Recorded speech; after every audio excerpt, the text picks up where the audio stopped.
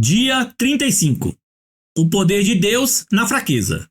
Somos fracos, mas pelo poder de Deus viveremos com ele para servir vocês. 2 Coríntios 13:4.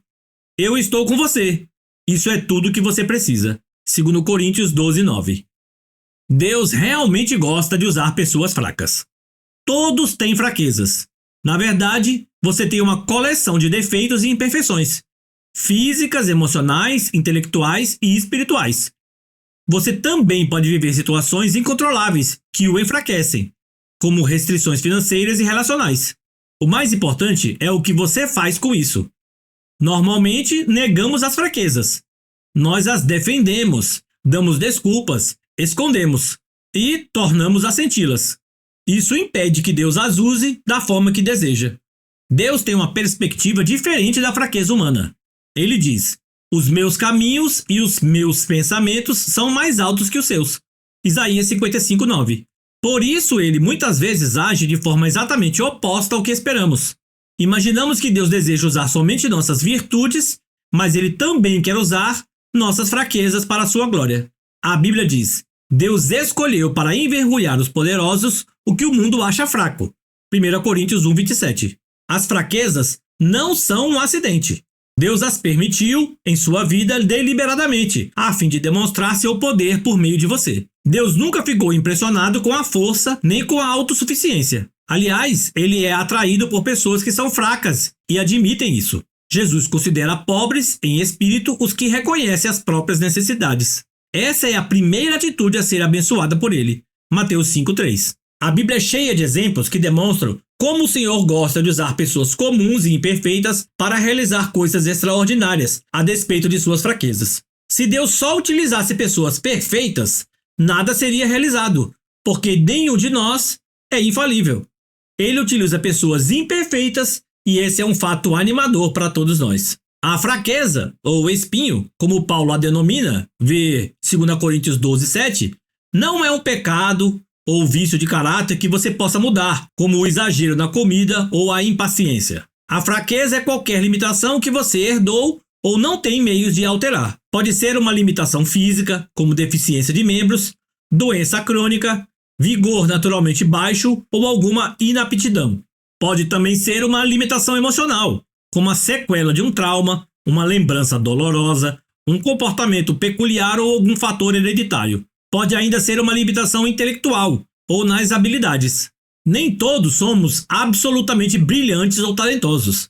Quando você pensa nas limitações de sua vida, pode se sentir tentado a concluir: Deus nunca poderia me usar, mas o Senhor jamais será limitado por nossas limitações.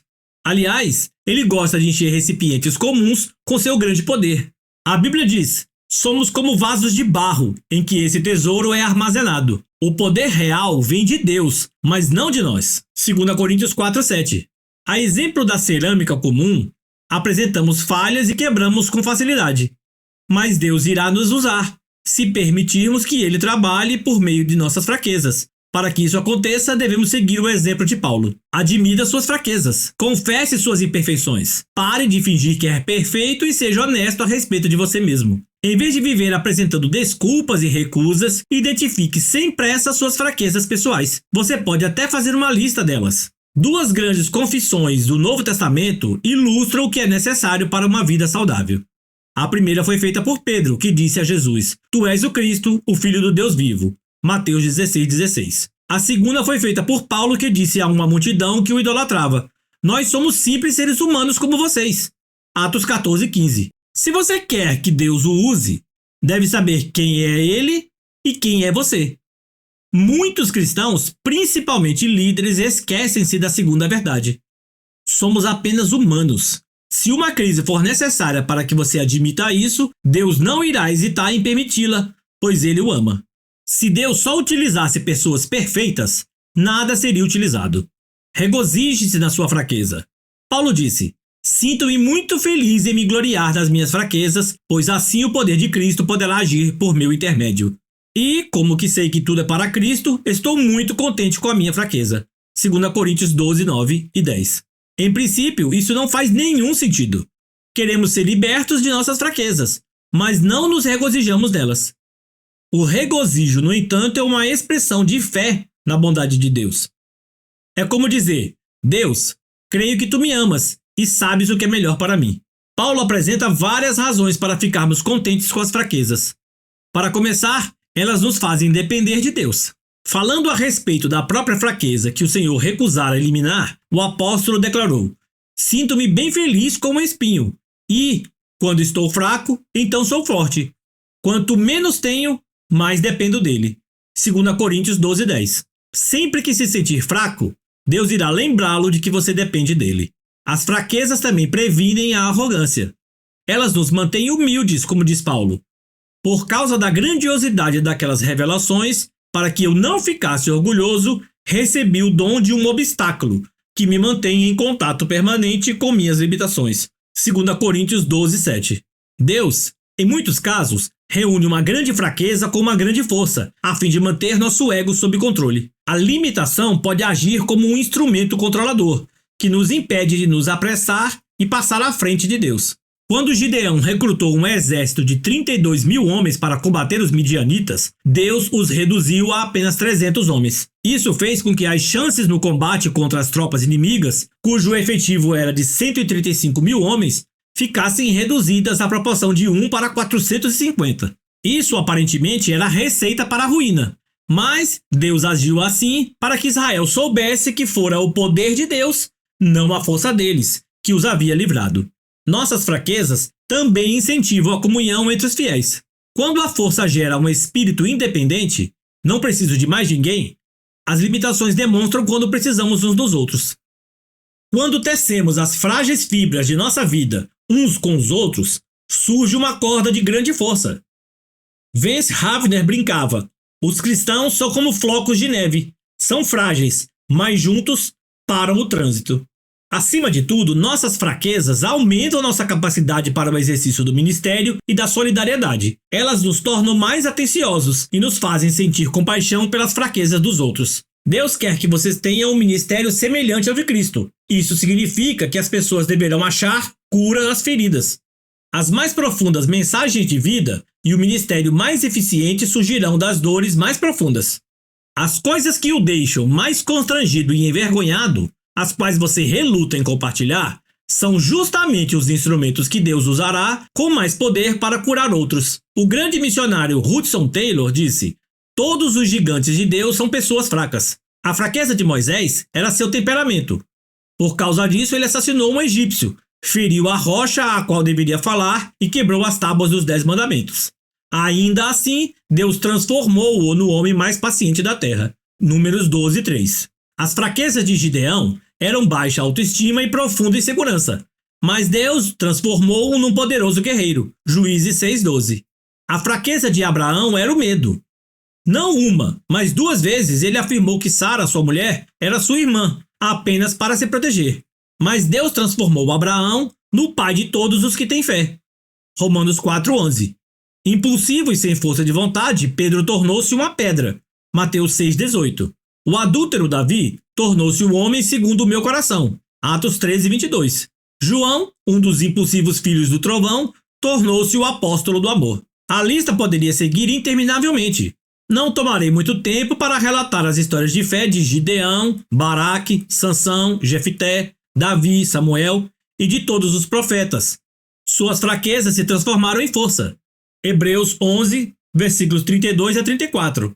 Deus é especialista em transformar a fraqueza em força. Ele quer pegar sua maior fraqueza e transformá-la. Compartilhe suas fraquezas de forma sincera. O ministério começa com a vulnerabilidade. Quanto mais você baixa a guarda, tira a máscara e fala sobre suas lutas, mais Deus poderá usá-lo para servir outras pessoas. Paulo deixa transparecer sua vulnerabilidade em todas as suas cartas. Ele abertamente compartilhava suas falhas. Quando quero fazer o bem, não o faço, e quando tento não cometer erros, acabo errando do mesmo jeito. Romanos 7:19. Seus sentimentos. Eu contei-lhes tudo quanto sentia. 2 Coríntios 6:11. Suas frustrações. Fomos aprisionados e totalmente subjugados. Pensamos que jamais iríamos sobreviver àquela situação. 2 Coríntios 1:8. Seus medos. Quando fui até vocês, estava fraco, amedrontado e trêmulo. 1 Coríntios 2:3. É claro que a vulnerabilidade é arriscada. Pode ser assustador baixar a guarda e abrir a vida aos outros. Quando expõe seus fracassos, sentimentos, frustrações e temores, você se arrisca a ser rejeitado. Mas os benefícios valem o risco. A vulnerabilidade liberta emocionalmente. Quando nos abrimos, aliviamos a tensão e dissipamos os medos, o que é o primeiro passo rumo à libertação. Nós já vimos que Deus concede graça aos humildes, mas muitos não compreendem a humildade. Ter humildade não é se sujeitar ou negar a própria força, mas ser sincero a respeito das próprias fraquezas. Quanto mais fraco você for, mais obterá da graça de Deus. E também receberá graça dos outros. A vulnerabilidade é uma qualidade cativante.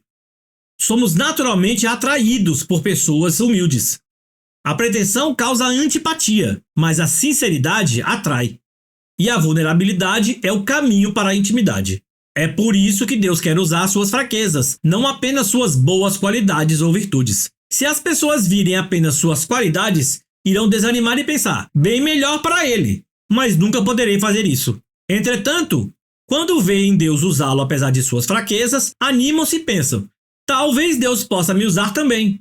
Nossas qualidades podem resultar em competição, mas nossas fraquezas propiciam a vida em comunidade. Em algum ponto da vida, você terá de decidir se quer impressionar ou influenciar as pessoas. Você pode impressioná-las à distância, mas tem de chegar perto para influenciá-las. E quando fizer isso, elas poderão perceber suas imperfeições. Não há nenhum problema nisso. A qualidade essencial para a liderança não é a perfeição, mas a credibilidade. As pessoas devem ser capazes de confiar em você, caso contrário não o seguirão. Como você constrói credibilidade? Não fingindo ser perfeito, mas sendo sincero. Glorie-se em sua fraqueza. Paulo declarou, vou apenas gloriar-me de quão fraco sou, e quão grandioso é Deus para usar uma fraqueza dessas para sua glória. 2 Coríntios 12:5. Em vez de se apresentar como ícone de invencibilidade e autoconfiança, veja-se como um troféu da graça de Deus. Quando Satanás apontar as fraquezas que você tem, concorde com ele e deixe o coração transbordar de louvores a Jesus, que compreende todas as nossas fraquezas. Hebreus 4:15 e ao Espírito Santo, que nos ajuda em nossas fraquezas. Romanos 8:26. Deus também pode transformar uma virtude em fraqueza, a fim de nos usar ainda mais. Jacó era manipulador. Passou a vida conspirando e fugindo das consequências. Certa noite, ele lutou com Deus e disse, não te deixarei ir, a não ser que me abençoes. Deus respondeu, tudo bem. Mas então lhe deslocou a articulação da coxa. O que significa tudo isso? Deus tocou o ponto forte de Jacó, o músculo da coxa e o mais forte do corpo humano, e transformou-o em fraqueza. Daquele dia em diante, Jacó passou a mancar, para que jamais voltasse a fugir. Isso o forçou a depender de Deus, quer desejasse, quer não. Se você quer que Deus o abençoe e o use de forma grandiosa, precisa estar disposto a mancar até o fim de seus dias, pois Deus usa pessoas fracas. Dia 35. Pensando sobre meu propósito de vida. Tema para reflexão. Deus opera melhor quando admito minhas fraquezas. Versículo para memorizar. Minha graça é suficiente a você, pois o meu poder se aperfeiçoa na fraqueza. 2 Coríntios 12:9. Pergunta para meditar. É possível que eu esteja limitando o poder de Deus em minha vida ao esconder minhas fraquezas? Sobre o que eu estou precisando ser sincero para poder ajudar as pessoas?